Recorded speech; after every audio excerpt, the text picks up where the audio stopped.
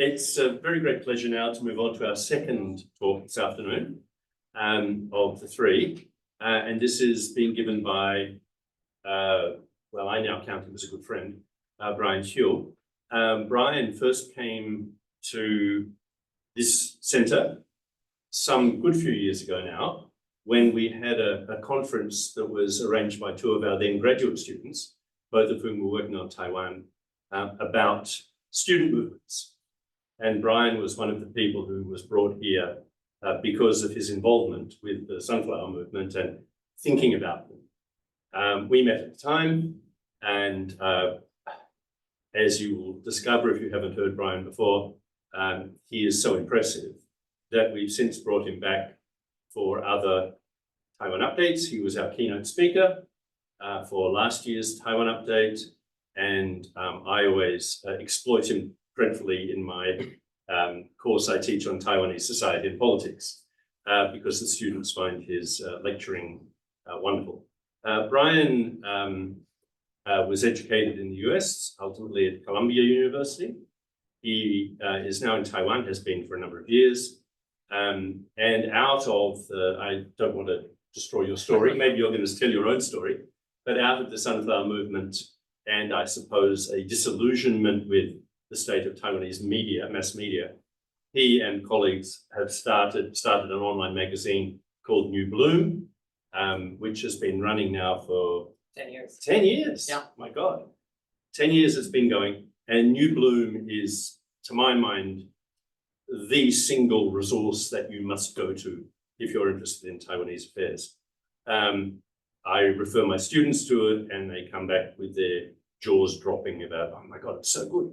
And this is Brian's baby. So he's an extraordinary commentator. You might have started to see his columns appearing in The Guardian and other international press as our go-to person on Taiwanese affairs. So I won't take any more of its time, but as you can tell, it's a great honor and privilege to be able to introduce Brian to you today. So over you go.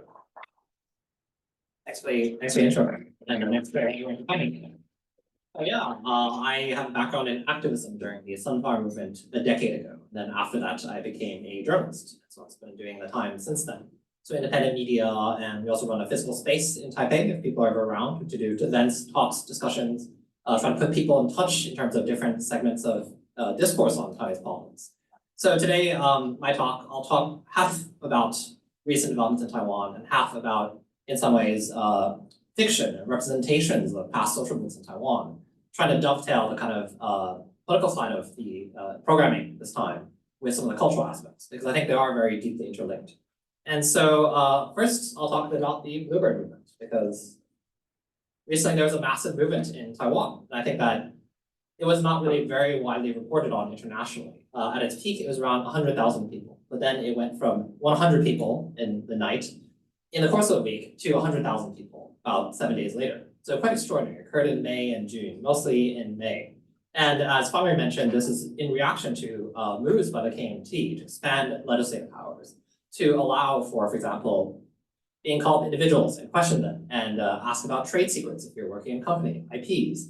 Perhaps that legislator has involvements in various industries. They want to know your IP secrets, or even government officials questioning about confidential details of military programs. And when we do have a situation in which a KMT legislator that is on the chair of the Defense Committee is accused of leaking submarine details of the program to China and South Korea, that is quite dangerous.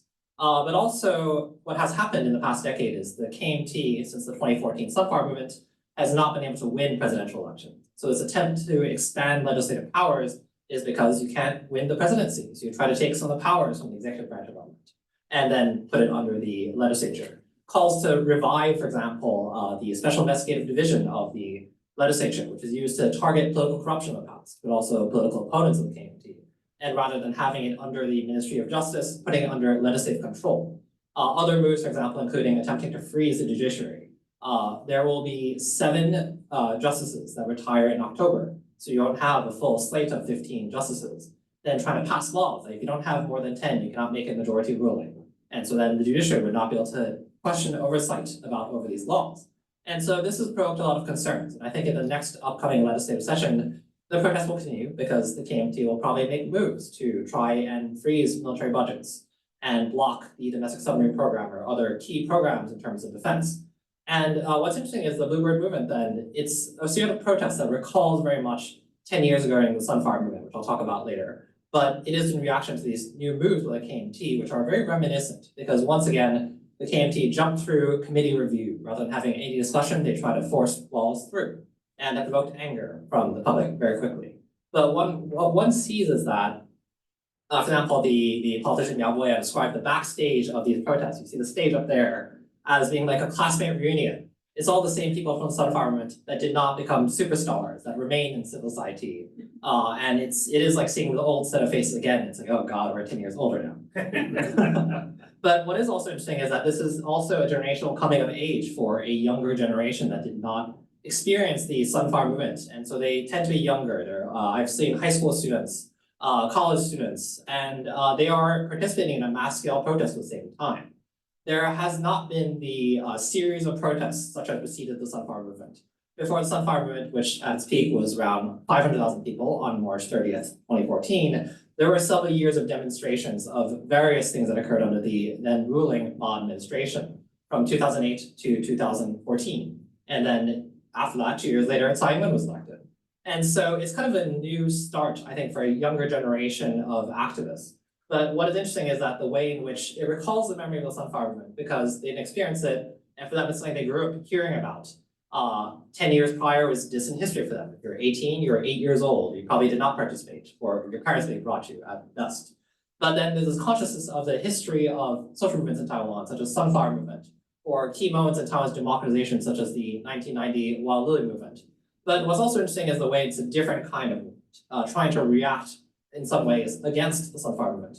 And this is moved by the organizers, who are, again, as I mentioned, basically the same set of people that were involved heavily in the Sunflower Movement. Because the Sunflower Movement took the form of a 23-day occupation of the Taiwanese legislature. It was very intense, very hardcore. Some people were there the entire time within the legislature, barely seeing the light of day, basically. And so the Bluebird Movement, which takes its name from Qingdao East Road, where the protests have mostly been occurring, which visually resembles the word bluebird in the Chinese characters. It's an attempt to be the opposite kind of movement, a very welcoming movement in terms of the lowering the threshold for participation.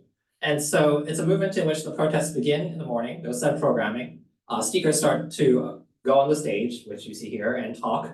And then you have a lot of older people, or people who are not working there. But then when you get off work, 6, 7, those Taiwanese people tend to work quite late. We have the 4th longest working hours in the world. 7 or 8, it starts to fill up. And then it will become like 30,000 people, or become up to 100,000 people. And it was not as long in duration because it was these day protests. It occurred within a single day. And by midnight, usually the legislature ends the session and everyone goes home. It's not like staying there continuously, which I think for the civil society groups that were involved in the Sunflower Movement 10 years ago, was an enormous sink of resources and mobilizing capacity. And people also want to avoid the accusation that you're just repeating the Sunflower Movement. You're trying to take over the legislature again. Because of the fact that it's become this event, which I think there's not a lot of comparisons in Taiwanese history. Even the KMT, for example, in the years after the Sunflower Movement, began to mimic some of its actions to try to draw similar attention, mounting occupations of the legislature from the legislators, the KMT legislators, sitting there and demonstrating US pork imports and throwing pork at the premier, for example, a little raw pork. And in that case, also attempt to storm the legislature by pan-blue-leaning veterans that are opposed to the pension reforms pushed for by the Tsai administration. And so it's an attempt to lower the threshold of participation. And in this sense, it's a different kind of movement. But now there's this kind of discourse of that in Taiwan, a movement occurs every 10 years. And so then what was the Sunflower Movement? I did a project, if you're interested, you can look later, the Daybreak project, where I interviewed about 100 participants, and it's like 400,000 words. And there's the history, the stories of people, there's a timeline, there's like a map, even a dictionary of terms for the movement, the vocabulary that's being used during the movement. And that's an attempt to create a kind of thick description of the Sunflower Movement. This photo I took on probably March 18th, 2014, when I was like in my early 20s and charged into legislature with my friends. And it was like, we're all very reckless then. But in this sense, I think what is interesting is that it was a large moment in Taiwanese history a lot of reverberations. But then there is this precedent in which social movements, often student movements, played a very important role in the course of our democratization. And that has really solidified the relation of social movement politics and electoral politics. You have a lot of even members of the DPP, for example, that are legislators now, who decades ago were also social movement activists. And then after the Sunflower movement, you had all these different third parties forming, such as the New Power Party, Social Democratic Party, some others, etc. And so there's often this relation between social movement politics and electoral politics. And the fact that the Tsai administration took office in the 2 years after the Sunflower movement has really solidified that. And so now we see this again with the Bluebird movement. What is also very particular about this moment is that the DPP controls the presidency. The KMT has a slim majority in the legislature. And working together with the TPP, then it can have the majority over the DPP. And so we have a split power dynamic.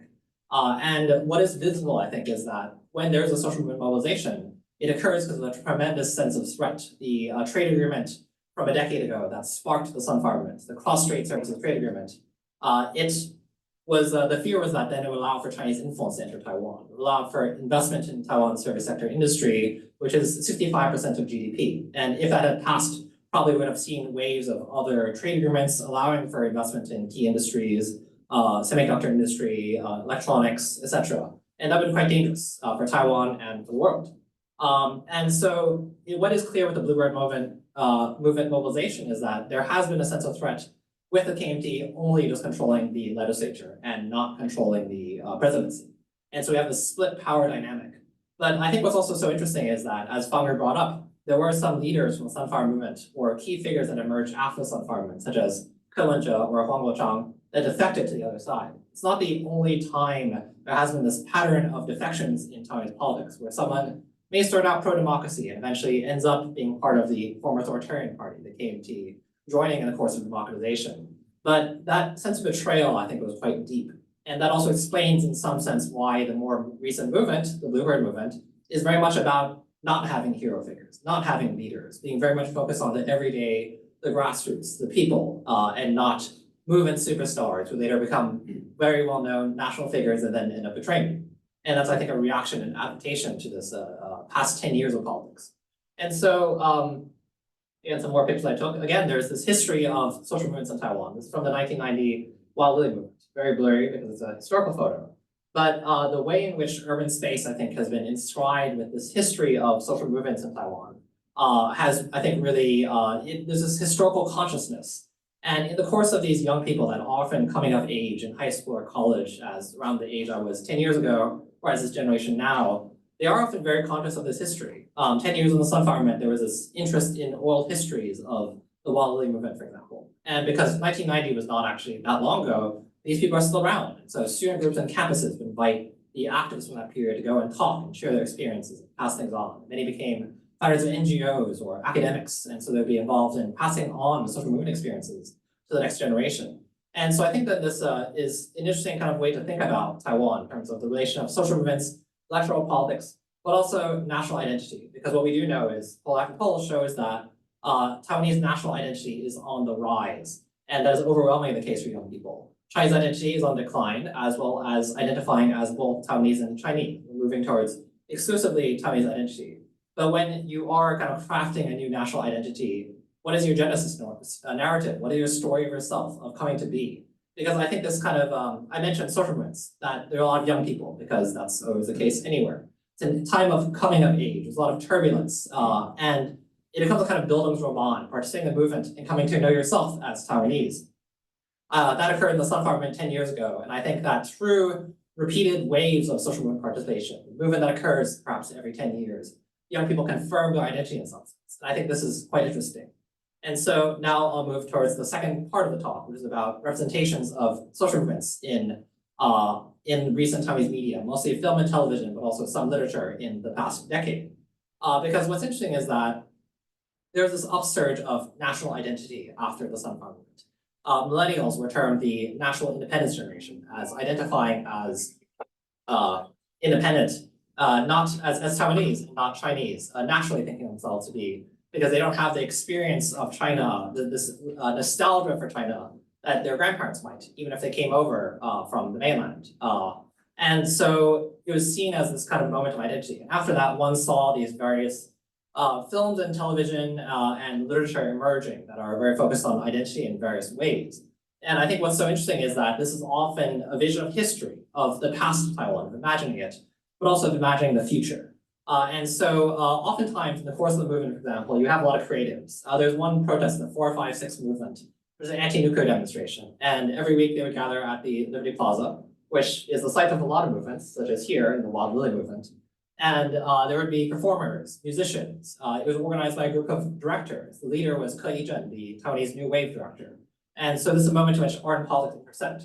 It's not the only kind of event like this. The largest commemoration for the 228 massacre, which occurred in 1947, takes the form of an indie rock concert, which is a bit of an interesting way to commemorate a historical killing, but it's a way to make politics interesting and fun and engaging to people, because this history has to be made digestible in a way. And what existed 10 years ago during the Sunflower movement was what I've sometimes termed an activist subculture, that there was a very widespread culture of activism. There are activist bars, all not really bars, cafes, exhibitions people go to, there's movies that everyone watches, documentaries that are often about social issues, and people go and talk about these things. They create a kind of community in that sense. And that's the role this really played. But what this also points to is the way that many creatives in Taiwan were also involved in political activism in some form, whether in terms of this, for example, the 228 commemoration that takes the form of an indie rock concert, or the protests that took place every week regarding the environmental issues that's organized by directors. And you see this gesture towards even in the presidential inauguration, for example, Panay Kusui, the Indian singer-songwriter, or Lin Shenxiang, the Hakka singer-songwriter, who appeared at demonstrations and often performed, were then the performers at Tsai's 2016 inauguration, though later they were quite unhappy with some of her policies. And Fire X, the band which provided the theme song, quote unquote, for the Sunflower movement, was also performing for Tsai's inauguration, and for basically every DPP campaign after, they contributed some kind of song. And so this also became part of political parties. They would try to brand themselves as close to social movements through inviting artists or musicians. And the DPP has very much embraced the strategy. So then let's talk a bit about then Taiwanese television and film. One of the interesting productions, for example, that came out was this drama, and they wanted to be like the Taiwanese version of House of Cards, about the process of democratization, about a fictionalized Taiwan, and it's called As a Nation. So it's interesting to me that there's this depiction of the past of this, again, I mentioned that in terms of national identity and a generation coming of age, they're seeking a generous narrative, a kind of mythology for themselves. How did we come here? Who are we? Why did we end up here? And so that's why there would naturally be this move towards creating a television drama about process of democratization. And this was very focused on electoral politics and political leaders. But there have also been other dramas, for example, Hotel Saltwater, that was focused on democracy movements in rural Taiwan, for example. So you see various images from that, and including, for example, on outlying islands of Taiwan and the military affairs. Then you also have, for example, with the younger generation is much more progressive. Taiwan did legalize gay marriage, for example, to focus on pluralism in terms of values, cultural pluralism, respect for different identities. A hit movie in past years was Your Name Engraved Herein, which was set during the authoritarian period. It's about two young men that fall in love, and is kind of coming of age during this period. But I think what's interesting is that, particularly with Taiwan receiving so much attention in the past years for legalizing gay marriage, there's also a way in which this is locating the progressive and contemporary pluralism of Taiwan in the past, in the process of Taiwan's democratization. And so you have scenes in which, for example, the things around them are occurring of protests, and they just see it and they're kind of caught up in it, but not really directly involved, or they experience things like the death of Chang Cheng-kuo, and being caught in this larger history. But then the suggestion, I think, that a lot of Taiwan's contemporary pluralism goes back to this period, perhaps bubbling in the grassroots during authoritarian times. And then you have depictions of the Sunflower Movement itself. Days We Stared at the Sun, for example, which was the second season is set during the Sunflower Movement. And I think what's interesting to me is that this, again, this self-narrative, this depiction of yourself or your own coming of age, it didn't really heroize things. The students that participated in it, in this drama, it's very full of Sturm and Drang. They're very full of angst. They're fighting with each other. In the end, there's kind of the desperation regarding social movement politics kind of pushes them to very extreme ends, even terrorist ends. And so you have this kind of almost sense of the negativity that perhaps occurs within social movements. For For example, a documentary that was quite well known is Our Youth in Taiwan, which is about Chinese participant in the Sunflower Movement, and then one of the student leaders of the Sunflower Movement, who was involved in a sexual harassment scandal. And it shows kind of the angst that they have in the movement. It shows the movement not in this kind of heroic light, but in this very kind of almost conflicted light. And I find that very interesting as well, because recently there's been a lot of talk of, there's, for example, also Wave Makers, which is on electoral politics, and that was regarding the fact that many people, many activists after the Sunflower Movement entered electoral politics, but then this also deals with sexual harassment. It's often seen as the drama, the television drama that triggered Me Too in Taiwan, because it provoked much more discussion of sexual harassment as it occurs in political circles. And then this discussion of Me Too, which occurred a few years later than Me Too in the rest of the world, began from political circles. And again, it shows that it's not, again, glorifying electoral politics or Taiwan's democracy, but showing the very negative aspects of it too, this kind of self-reflection rather than this kind of self-adulation. And I find it very interesting too, because recently we have Zero Day, which is a depiction of a potential Chinese invasion of Taiwan, or specifically a blockade scenario. And this is not out yet, but again, regarding this kind of criticality of yourself, then actually it depicts Taiwanese as not heroic. It's a very much story of everyday people, at least that's what I gather from something that has not been released. But it's not like a Hollywood film, for example, with action stars. It's not like China's Wolf Warrior 2, which shows kind of these heroic nationalist soldiers, for example. Quite the opposite. And I think what is interesting about this for me is that it's regarding the description of Taiwan democracy, or its self-understanding, is very critical. And that maybe is also part of democracy. Democracy is messy. You embrace it, but you're also very conscious of its flaws, or that the people that enter politics don't necessarily have the best of intentions, or they might have various complexes they're acting out. And I think what's so interesting to me is that there's this vision of then Taiwanese history from past, present, to future, from democratization to, for example, the participation in social movements and the Sunflower Movement, millennials coming of age during that period, to entering electoral politics, and then running for office, but also sometimes power does change people. That even goes to show that as well. And then these visions of the future. Zero Day, for example, is set in the future because it's a vision of what could occur in Taiwan if China invades. And recently there's a novel on the set around the time of the Sunflower Movement, The Becoming, was written by a sociology MA student or possibly PhD candidate. And it's set in the future, actually, after Taiwan's been invaded. And there's a scene where the protagonist is talking to a Ukrainian journalist about her experiences during the Sunflower Movement, while they're both in exile in a different part of the world. And so national identity, which is kind of what I'm taking as a subtext here, going from the political movements I talked about earlier to representations of political movements, because oftentimes it is these fictional representations that I think are reflexive in some ways and show your own self-understanding. And I think in that sense, it's a sense of coming of age that one sees through participating in social movements, the notion that every generation will experience its own moment of very passionate participation in social movements. But then you come of age and you maybe accommodate yourself to the status quo, and perhaps some values are discarded in the process of that, but how do you negotiate that? And this vision of the future, because we talk about Chinese identity as consolidation, I think, and a lot of it is around progressive values, around democratic values. And this is very visible, I think, in the recent Bluebird Movement mobilizations, in which, for example, people are holding up signs saying that, well, we're, for example, BL, boys love, the kind of genre, we're not going to have this if China invades. We're not going to have a lot of these free pluralistic values and media that we have now, or the cultural flourishing of various entertainment, if you have this kind of attempt by an authoritarian power to come in and impose a very monolithic view of the world.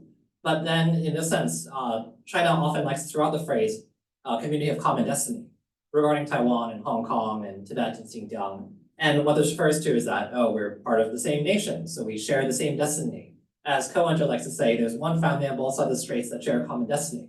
So common destiny, a sense of a shared future, that is deeply tied with the nation state.